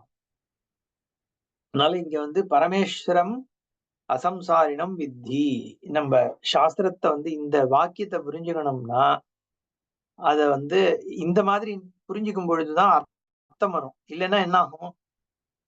ஸ்ருதி வாக்கியத்தையும் விட்டுட்டு நீ இந்த ஒரே ஒரு சென்டென்ஸ் எடுத்துட்டு அதுக்கப்புறம் அதுல ஒரே ஜீவனே எப்படி ஈஸ்வரனா இருக்க முடியும்? அதெல்லாம் முடியாதுன்னு நீ ஒரு முதலே கன்க்ளூட் பண்ணிட வேண்டியது. அதுக்கப்புறம் நம்ம வியாக்கியானம் அவ்வளவுதான். அப்புறம் கிருஷ்ணர் கிருஷ்ணர் ஃபுல் ஃப்ளூட்டு கோலோகம் அப்படின்தான். நம்ம சுவாமியை ஒண்ணும் சொல்லல, இவாளோட சித்தாந்தத்தை சொல்றோம். என்ன இதுல பிரம்மமே இதுக்குள்ள முடிஞ்சு போயிடுது இவாளுக்கு. சர்வ க்ஷேத்ரேஷு யஹா க்ஷேத்ரஜ்ஞः பிரம்மாதி ஸ்தம்ப பர்யந்த அநேக க்ஷேத்திர உபாதி பிரவிபக்தः தம் நிரஸ்த சர்வோபாதி பேதம் சதசதாதி சப்த பிரத்யய அகோச்சரம் வித்தீதி அபிப்பிராய.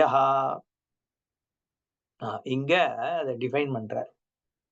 ஈஸ்வரன் எப்படி இருக்கான்? சர்வ க்ஷேத்ரேஷு யஹா க்ஷேத்ரஜ்ஞா, எல்லா க்ஷேத்திரத்துக்கும் க்ஷேத்ரஜனாக இருக்கிறான். எப்படி இருக்கான்? அப்போ பிரம்மாதி ஸ்தம்ப பர்யந்த அநேக க்ஷேத்திர உபாதி பிரவிபக்தா. இப்ப இந்த அனுபவம்லாம் எப்படி ஏற்படுறது? உபாதி மூலமாக ஏற்படுறது. உலக அனுபவம் என்னுடைய உபாதி மூலமாக தான் எனக்கு ஏற்படுறது. இப்ப நான் பார்க்கிற உலகமும் ஒரு பசுமாடு பார்க்கிற உலகமும் ஒரு வௌவால் பார்க்கிற உலகமும் ஒரு புழு பார்க்கிற உலகமும் வேற. ஒரே இடம்தான், ஆனா அதனுடைய கரணங்களுக்கு ஏத்த மாதிரி உலகம் வேற மாதிரி தெரியறது. வௌவாலுக்கு என்ன மாதிரி அதனுடைய கரணங்களினுடைய சக்திக்கு ஏத்த மாதிரி தானே அது பாக்குறது. ஒரு ஆந்தை எப்படி பாக்குறது? அது ராத்திரி தான் பாக்குறது. ஒரு நாய்க்குடைய மோப்ப சக்தி நம்மளோட பல மடங்கு ஜாஸ்தியா இருக்கு. அதனுடைய பார்வையில நம்ம எப்படி தெரியறோன்றதுக்கும் நம்ம பார்வையில அது எப்படி தெரியறதுன்றதுக்கும் வித்தியாசம் இருக்கு. அப்போ ஒரு ஒரு உபாதி வழியாக ஒரு உலக அனுபவம் பல விதமா ஏற்பட்டு இருக்கு. ஏலியன்ஸ்னு ஒண்ணு இருந்துன்னா அவளுடைய உலக அனுபவம் வேற மாதிரி இருக்க போகுது. பாக்டீரியா பாக்குற உலகம் வேற, அமீபா பாக்குற உலகம் வேற, யானை பாக்குற உலகம் வேற. ஒரே இடத்த ஒருத்தர் அப்போ இருக்கிற அனுபவம் தான் வாழ்க்கை. அந்தந்த ஜீவராசி எப்படி உலகத்தை அனுபவிக்கிறதோ அதுதான் அந்தந்த ஜீவராசியினுடைய புண்ணிய பாப பரிபக்குவமா நம்ம எடுத்துக்க முடியும் இல்லையா? இப்ப இங்க என்ன நடக்கிறதுங்கிறது நான் எப்படி அதை பாக்குறேனோ அதுக்கேத்த ஒரே விஷயம். ஒருத்தருக்கு சுகத்தை ஏற்படுத்துறது, இன்னொருத்தருக்கு துக்கத்தை ஏற்படுத்து. ஒரே விஷயம்தான், ஒரே ஈவெண்ட். ஒரு பொலிட்டிக்கல் ஈவெண்ட் ஒரு பர்சனுக்கு சந்தோஷத்தை ஏற்படுத்துறது, இன்னொருத்தனுக்கு துக்கத்தை ஏற்படுத்துறது, இன்னொருத்தனுக்கு அதை பத்தி ஒரு நிശ്ചலமா இருக்கான், அதை பத்தி ஒன்னும் கஷ்டப்படாம.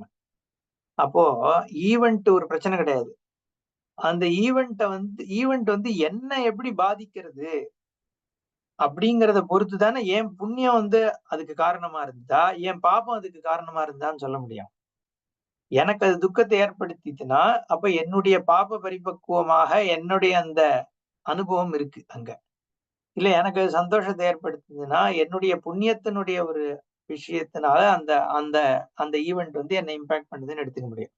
அப்போ ஒரு க்ஷேத்திரத்துல இருக்கக்கூடிய ஒரு உபாதியில இருக்கக்கூடிய ஒரு ஜீவனுடைய புண்ணிய பாபத்திற்கு ஏத்த மாதிரிதான் அந்த பர்சனுடைய பர்செப்ஷன்ஸ் இருக்கு. ஒரு விஷயம் சுகத்தை ஏற்படுத்துது, துக்கத்தை ஏற்படுத்துறது, அது வேற விதமான விருத்தியை ஏற்படுத்துறது, இது எல்லாம் அதே மாதிரி அந்த உபாதி எப்படி அதை பாக்குறதுங்கிறது நான் என்ன சொல்றேன்னா, ஒரு வௌவாலினுடைய அனுபவம், வௌவாலினுடைய புண்ணிய பாபத்தினுடைய அந்த ஜீவனுடைய அனுபவமா இருந்துட்டு இருக்கு. ஆனா இந்த அத்தனை அனுபவமும் எங்க ஏற்படுறது? ஏதோ ஒரு ஞப்தியில தானே ஏற்படுது. ஏதோ ஒரு சேதன வஸ்து, அந்த சேத்தன வஸ்து அந்த பர்ட்டிகுலர் உபாதியோட தன்னை ஐடென்டிஃபை பண்ணிட்டு அந்த உபாதிக்கு ஏற்படக்கூடிய ஒரு சுகதுக்க அனுபவத்தை தன்னோடதுன்னு பார்க்கணும். அப்பதான் அதனுடைய புண்ணியமோ பாபமோ அங்க ரெக்டிஃபை ஆகுதுன்னு நம்ம சொல்ல முடியும். அப்போ அந்த ஞப்தியானது எல்லாத்துலயும் ஒரே ஞப்தி தான் இருக்கு. அந்த ஞப்தி தன்னை எப்படி ஐடென்டிஃபை பண்ணிக்கிறதுன்றத பொறுத்து அது ஜீவத்துவம் சித்திக்கிறது. அப்போ அது உபாதி வழியாக அந்த ஐடென்டிபிகேஷன் ஏற்பட்டு பிரம்மாவில் இருந்து ஆரம்பிச்சு ஸ்தம்பம்னு இருக்கிறதுலே ஒரு சிறியதாகிய ஒரு ஜீவன் எடுத்துக்கிறது சொல்ற வழக்கம் உண்டு. பிரம்மாதி ஸ்தம்ப பரியந்த அநேக க்ஷேத்ரோபாதி பிரவிபக்தா. அத்தனை உபாதியிலையும் அனுபவம் அனுபவம் அனுபவம். அதுக்குதான் நான் சொன்னேன், எல்லாமே அனுபவம் தான். உலகம் அப்படிங்கிறது என்னன்னா ஒரு சேதனத்துல ஏற்படக்கூடிய அனுபவம் தான் உலகம். மலை இருக்குங்கிறது மலையினுடைய ஞானம்னு ஒண்ணு இல்லாம மலை இருக்குங்கிறது சித்தையே கிடையாது, சித்தமே ஆகாது. அப்போ மலை, அதனால ஜடம்னே ஒண்ணு. ஜடம்ங்கிறது என்ன? ஒரு சேதனத்துல ஏற்படக்கூடிய ஒரு ஜட அனுபவம் தான் ஜடம், இல்லையா? சேத்தனம் இல்லாம ஜடம் எஸ்டாப்ளிஷ். சேத்தனமே இல்லாம ஜடம் மட்டும்தான் இருக்கு உலகத்துலன்னு சொல்லவே முடியாது. ஏதோ ஒரு ஞப்தி தான் ஜடத்துவத்தை தெரிஞ்சுக்கிறது. அப்போ அனுபவம் முழுக்கவே அந்த பிரஜப்தியினுடைய அனுபவம் தான்.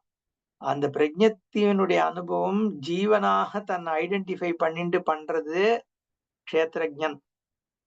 அந்த ஜீவனுடைய ஐடென்டிபிகேஷனை தாண்டி அந்த கண்டென்ட் மட்டும், ஞப்தி கண்டென்ட் மட்டும் எது இருக்கோ அதுதான் ஈஸ்வரனாகிய பிரஜப்தி பரபிரமம். அடுத்த சென்டென்ஸ்ல சொல்றாரு, நம்ம குயிக்கா அதை பார்ப்போம், அடுத்த கிளாஸ்ல பார்க்கலாம். பிரவிபக்தா தம் நிரஸ்த சர்வோபாதி பேதம். அந்த உபாதி பேதம் நீங்க மீதி என்ன இருக்கோ சதசதாதி சப்த பிரத்யய அகோச்சரம், சத்து அசத்துன்னு பிரிக்க முடியாததாக சுரூபமாக எது இருக்கோ அது நான். வித்தி அபிப்பிராய. அடுத்த லைன்ல சொல்றார், ஹே பாரத, யஸ்மாத் க்ஷேத்திர க்ஷேத்ரஜ்ஞ ஈஸ்வர யாதாத்மிய வத்திரேகேன ந ஞானகோச்சரம் அந்யது அவசிஷ்டமஸ்தி.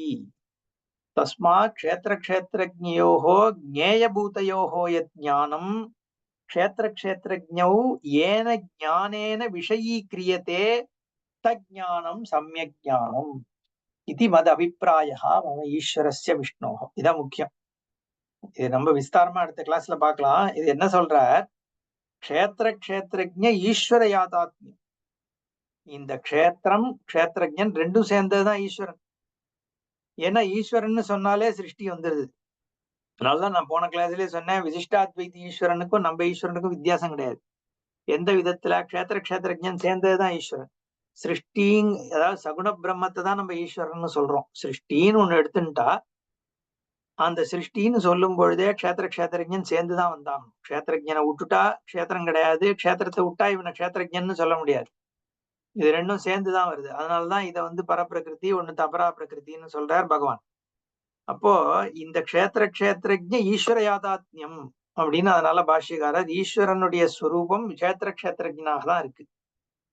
சிருஷ்டி போன இதுல சொன்னார் இல்லையா, பார்த்தோம் போன இங்கேயா மாண்டூக்கியத்துல எங்கேயோ பார்த்தோம். ஈஸ்வரன் என்ன காரணத்தினால ஈஸ்வரன் சித்திக்கிறதோ, இதுலதான் நினைக்கிறேன் முதல் ஸ்லோகத்திலே எங்கேயோ சொன்னார், எந்த காரணத்தினால ஈஸ்வரத்துவம்ன்றது சித்திக்கிறதோ அப்படிப்பட்டது அப்படின்னு.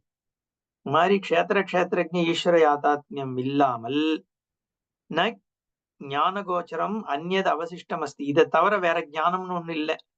இது ரெண்டுக்குள்ள எல்லாமே அடங்கி போயிடுது. ஏன்னா எல்லாத்தையும் க்ஷேத்திரத்துல போட்டோம், மீதி இருக்கிறது க்ஷேத்திரஜன். இது ரெண்டும் சேர்த்துட்டேன்னா மத்த இதை தவிர வேற விஷயம் ஒண்ணும் இல்லைங்கிறதுனால வேற அவசிஷ்டம் ஞானமே இல்லை. ஞான கோச்சரம், ஞானம் எங்க போய் சேர போறது அப்படிங்கிறதுனால தஸ்மாத் க்ஷேத்திர க்ஷேத்ரஜ்ஞயோஹோ ஞேயபூதயோஹோ யஜ்ஞானம் க்ஷேத்திர க்ஷேத்ரஜ்ஞௌ ஏன ஞானேன விஷயீக்ரியதே. இதை நம்ம அடுத்த கிளாஸ் பார்க்கலாம், ரொம்ப டீட்டெயிலா புரிஞ்சுக்கணும். எந்த ஞானத்தினால க்ஷேத்திர ஜானமும் க்ஷேத்திரஜ ஜானமும் ஏற்படுறதோ அந்த ஞானம் தான் சம்யக் ஞானம். அப்போ இந்த எந்த ஞானத்தினாலன்னு சொல்லும் பொழுது இதுவும் ஒரு க்ஷேத்திரஜன் மாதிரி தெரிந்து கொள்ளக்கூடியன்ற ஞானமா? அப்படின்னா க்ஷேத்திரனும் க்ஷேத்திரஜனும் இன்னொரு க்ஷேத்திரம் மாதிரி ஆகி இந்த ஞானம் அது ரெண்டுத்தையும் தெரிஞ்சுக்கிற ஒரு க்ஷேத்திரஜன் மாதிரி ஆயிடும். அதையா சொல்ல வந்தார். ஏற்கனவேதான் க்ஷேத்திரஜன்னு போயிடுத்தே தனியா. அப்ப க்ஷேத்திரம் க்ஷேத்திரஜன் இது ரெண்டும் எந்த ஞானத்தினால விஷயமாகிறதோ அப்படின்னா என்ன அர்த்தம்னா கண்டென்ட் என்ன? எந்த களிமண்ணுனால பானையும் ஜக்கும் ஜாரும் பானை ஜக்கு ஜாராக இருக்கோ அப்படின்னா என்ன அர்த்தம்? எது அதனுடைய கண்டென்ட்? ஏன்னா இந்த ஞான விருத்தி ஏற்பட்டு இருக்குன்னா இந்த விருத்தியினுடைய கண்டென்ட் எது? ஞப்தி மாத்திரம் தான் content. The very consciousness, essence of consciousness அப்படின்னு சொல்றது. அந்த என்னாச்சு கேக்குறதா? கேக்குறது திடீர்னு பிளாங்க் அவுட் ஆயிடுது ஸ்கிரீன். அதான் சோ ஞப்திங்கிற அந்த எந்த ஞானத்தினால் இந்த க்ஷேத்திர ஞானம் விஷயமாகிறதோ அந்த ஞப்தி தான் ஈஸ்வரன் சமயக் ஞானம்னு தெரிஞ்சுக்கோன்னு சொல்றாரு பகவான். நம்ம பார்க்கலாம் அந்த கிளாஸ்ல. ஓம் பூர்ணமதః பூர்ணமிதம் பூர்ணமுதச்யதே பூர்ணஸ்ய பூர்ணமாதாய பூர்ணமேவாவசிஷ்யதே. ஓம் சாந்தி சாந்தி சாந்தி. எனக்கு சின்ன அடுத்த கிளாஸ்ல வேணா சொல்லுங்க, நான் கேட்டுறேன் வேணா. அந்த விருத்தி போச்சுன்னா மீதி இருக்கிறது ஞானம்னு சொன்னேன், அது எனக்கு புரியல. ரெண்டாவது கஷேத்திரன் கஷேத்திரஜங்கிற ஞானம் அந்த ஞானம் கஷேத்திரஜோட ஞானம் தானே, அதுதானே கஷேத்திரஜன். அது கஷேத்திரம்ங்கிறது விருத்தி, கஷேத்திரஜங்கிற ஞானம் அந்த கஷேத்திரஜோட ஞானம் தானே கஷேத்திரனையும் கஷேத்திரஜி ரெண்டையும் புரிஞ்சுக்கிறதான்னு எனக்கு தெரியல. விருத்தி ஞானம் ஸ்வரூப ஞானம்னு ரெண்டு பிரியும். அடுத்த கிளாஸ்ல இதான் சொன்னேன், இது விஸ்தாரமா எடுப்போம். இதுலதான் இதனுடைய எப்படி ஈஸ்வரன் ஞானஸ்வரூபம்ங்கிறத எஸ்டாப்ளிஷ் பண்றாரு. அடுத்த கிளாஸ்ல டீடைல்டா பார்க்கலாம் அது. ஏன்னா விருத்தி ஞானம்னா என்ன, ஸ்வரூப ஞானம்னா என்ன. இன்ஃபேக்ட் அந்த தைத்திரிய உபனிஷத்துல சத்தியம் ஞானம் அனந்தம் பிரம்மங்கிற இடத்துல ஞானம் அப்படிங்கிறது என்ன ஞானத்தை சொல்லுதுன்னு பாஷ்யக்காரர் அங்க நன்னாவே எஸ்டாப்ளிஷ் பண்ணிருக்காரு. பாப்போம் அடுத்த கிளாஸ்ல எடுத்து, ஏன்னா இது கொஞ்சம் லெங்தா போகும். சரி சரி சரி, தேங்க்ஸ். ஹரி ஓம். தேங்க்யூ. ஹரி ஓம். ஹரி ஓம். ஹரி ஓம். ಧನ್ಯವಾದ ಗುರುಜಿ.